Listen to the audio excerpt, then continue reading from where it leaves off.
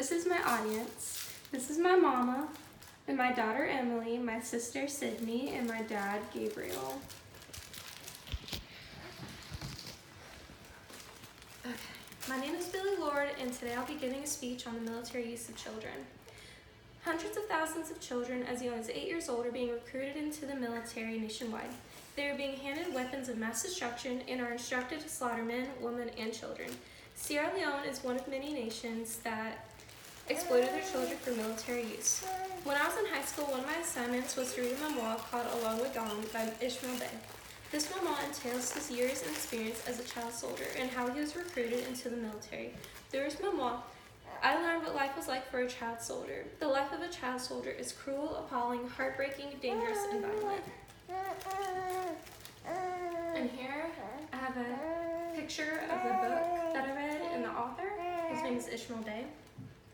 Okay, this topic is relevant to you because the military use of children is a form of exploitation. According to Child Soldiers International, a child who witnesses or partakes in killing are psychologically and emotionally harmed. Children associated with military associations are also at a greater risk for being sexually abused by adults and other children in the group. Today, as we cover the topic of the use of military children, I'll be using the civil war that took place in Sierra Leone throughout the 90s and early 2000s as my example. I'm going to cover the background history of why the war began, how children were utilized in the Sierra Leone Civil War, and the mental health outcomes of former child soldiers. Let's begin with how the Sierra Leone Civil War began. The Sierra Leone Civil War began when the Revolutionary United Front rebels of Sierra Leone and the Liberian military forces attempted to overthrow the Sierra Leone government. Diamonds are one of the primary underlying reasons why the Sierra Leone Civil War began. According to the International Relations for Students, the competition for seizing control of lucrative diamond-producing regions has been widely regarded as a main cause of the conflict. During the Sierra Leone Civil War, the Revolutionary United Front rebels seized the southern and eastern regions, which were rich with diamonds, of Sierra Leone. There was little to no government disruption as a result of the rise of the Revolutionary United Front rebels.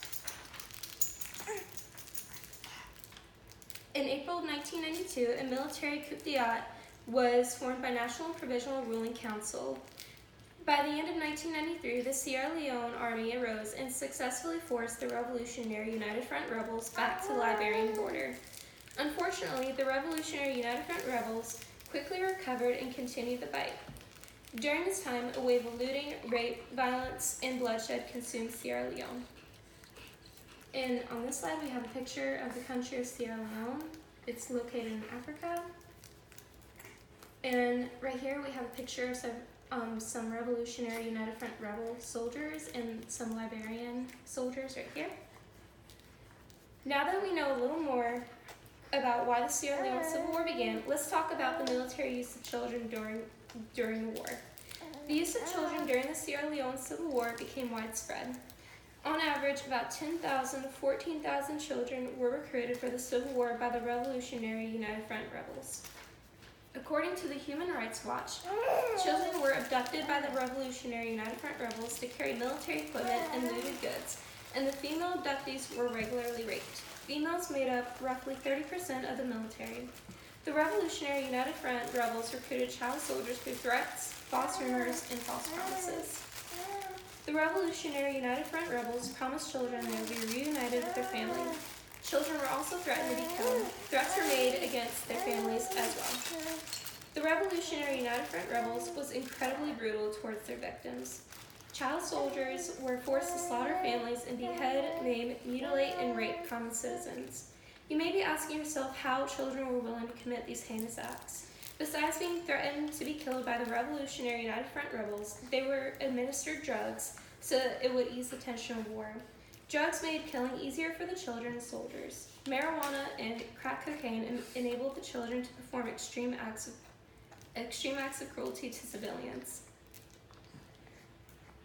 Here are some child soldiers right here during the Sierra Leone Civil War.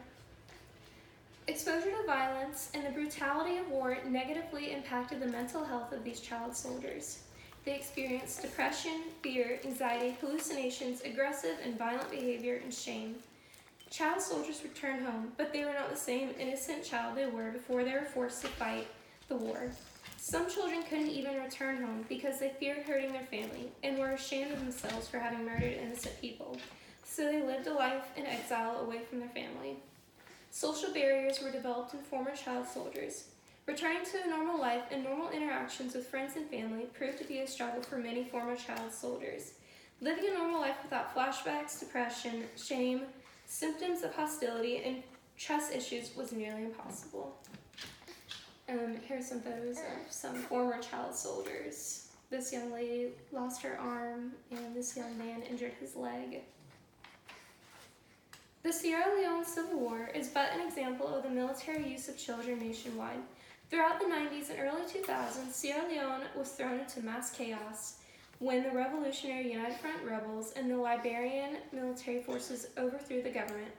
During this time, 10,000 to 14,000 children were recruited for the Revolutionary United Front rebels' efforts. And today, there are over 250,000 child soldiers. It's important for us to be knowledgeable of the military use of children. They're being exploited for violent causes and are victims of sexual abuse. This is a direct violation to their basic human rights. Think about the violent crimes they are forced to commit against their own will. No child deserves to lead a violent, shameful lifestyle. It's heartbreaking that the use of children in the military is even a topic of concern in the first place. And this is my works cited.